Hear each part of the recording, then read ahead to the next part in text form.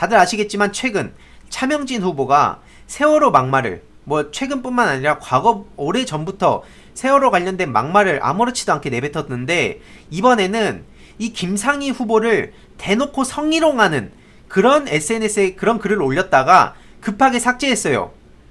지금 이런 상황이 이어지고 있는데, 미래통합당에서는 사실상 침묵하고 이거를 방관하는 거나 마찬가지거든요. 이 내용이 정말 중요합니다. 선거가 얼마 안 남았지만 선거 끝나기 전 그리고 끝난 후에도 이런 실체를 계속 알려야 돼요. 이런 저질스러운 행동을 하는 게 대한민국의 보수를 자처하고 있습니다. 그 내용 어떤 상황인지 제가 정리해서 공유를 드리겠습니다.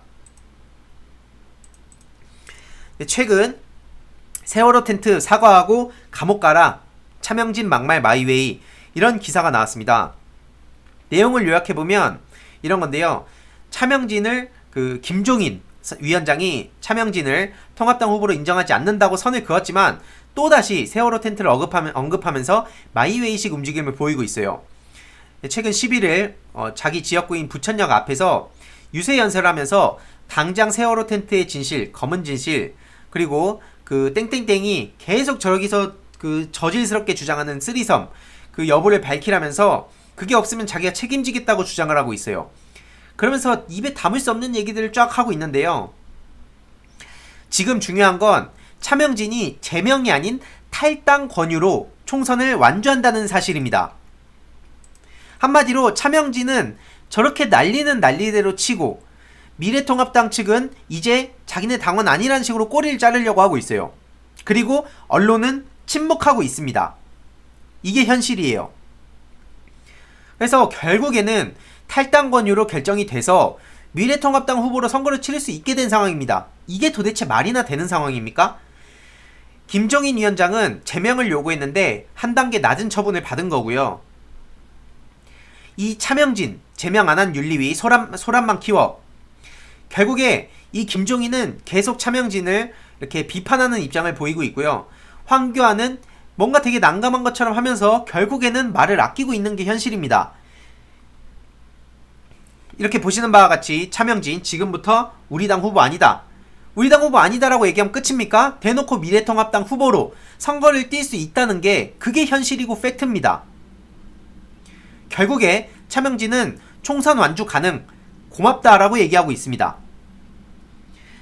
계속 말씀드리지만 심지어 황교안 대표도 급해졌는지 정부를 두고 자기들의 목적을 이루기 위해서 무슨 짓을 할지 모른다면서 입에 테러라는 얘기까지 담고 있어요. 오죽 다급해졌으면 저렇게 저질스러운 네거티브와 무슨 테러를 했는지 물어보고 싶어요. 지금 국민들 자유롭게 이 전 세계가 코로나19로 제대로 밖에도 못 돌아다니고 정말 힘든 나날을 보내고 있는 상황인데 우리나라 국민들 강제로 이렇게 분위기 조성되지 않고 자유롭게 막 벚꽃 구경도 다니는 사람 실제로 있습니다. 교회 수백 군데 여전히 예배를 하려고 하고 있습니다. 그렇게 하지 말라고 해도 이게 현실이에요. 근데 무슨 테러를 한다는 겁니까 도대체? 그냥 말만 저렇게 막 뱉으면 그게 팩트가 됩니까? 차명진이 SNS에 이런 글을 올렸어요. 대놓고 현수막 쓰리섬, 이 사진까지. 이거는 상대 여성 김상희 후보에 대한 빼박 성희롱입니다. 언론이 침묵하는지는 끝까지 저희가 눈여겨보고 이런 내용들을 주위에 계속 퍼뜨려야 돼요. 지금은 이 글을 삭제했다고 하는데 이게 만약 민주당에서 퍼졌다면 상상이나 가십니까? 이게 미래통합당에서 터지면 저렇게 침묵하고 덮어줘도 되는 겁니까? 애초에 차명진은 막말을 했으니까 이 정도쯤이야 하고 넘어가도 되는 문제입니까? 결국에는 차명진을 저렇게 대놓고 못 자르는 미래통합당도 저런 차명진의 막말이 어떻게든 필요하다는 겁니다. 아무리 온갖 논리를 갖다 붙여도 미래통합당의 그 차명진 탈당 권유로 끝난 건 어떻게든 실드를 칠 수가 없는 거예요. 저런 인간이 필요한 당이 미래통합당이라는 겁니다. 실제로 과거에 또 이런 얘기도 했어요. 미투 운동의 수컷은 많은 씨를 심으려는 본능이 있다. 차명진이 실제로 이런 얘기를 했습니다. 이런 인간이에요. 애초에 이 사람이 김문수를 또 열심히 따라다녀요. 그래서 지금 김문수랑도 자기 싸분데 열심히 또 막말하고 있습니다. 계속 쫓아다니면서. 그래서 김문수 따라다니면서 이명박한테도 붙었어요. 차명진이 이제 여태까지 어떤 길을 걸어왔는지 저희가 눈여겨봐야 됩니다. 실제로 서울대 동기방에서도 저렇게 차명진 언제 정신 차릴 거냐 그러니까 방을 나가버렸습니다. 그리고 또 초대했는데 어디 도망가냐 그러니까 또 나가요. 그러면서 예전부터 아웃이었다. 동기들 사이에서도 버림받았습니다. 얼마나 저렇게 저질스러운 짓을 하고 다녔으면 동기들 사이에서도 버림받겠습니까? 지금 경기 부천병에 그 경인일보의 의뢰로 RN서치에서 조사를 했을 때 그 조사 대상이 경기도 부천시 병에 거주하는 만 18세 이상 남녀, 조사 일시는 3월 31일 말일입니다. 예, 무선 83.2%, 유선 16.8% 조사 방식인데요.